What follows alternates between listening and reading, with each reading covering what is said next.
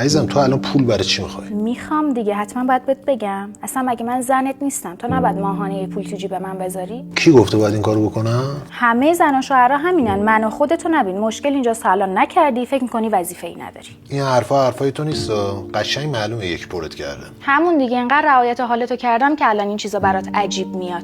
برو شوهرای مردم ببین برای زناشون چی کار میکنن. همون خواهرت ماهی خدا تومن از شوهر بدبختش میگیره، خرج عملای زیبایی صورتش میکنه.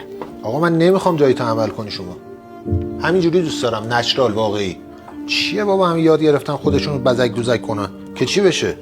همه دختر شبیه هم شدن. همین دیگه، همه مردا همینو میگن، ولی تا همون دختر میبینن دست و پاشون شل میشه. من دست و پام شل نمیشه قربونت برم، خیالت راحت باشه. تو چند روز پیش نبودی به من میگفتی خواهر علی زندی چقدر خوشگله؟ همون خواهرش میدونی ما خدا تومن فقط خرج صورتش میکنه؟ آها پس همینو بگو. آقا من غلط کردم گفتم خوبه؟ نه آخه تو فکر میکنی ما از این کارا بلد نیستیم انجام بدیم. من کی همچین فکری کردم؟ ای بابا این صادقی هم ول نمیکنه. چرا جوابشو نمیدی؟ حوصله‌شو ندارم.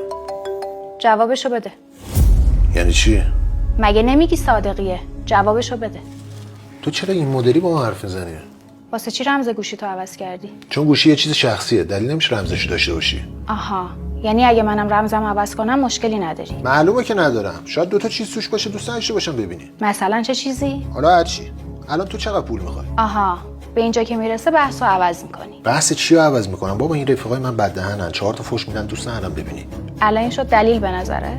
امروز از اون دنده بلند شدی یا بیا. شک ندارم به خودم که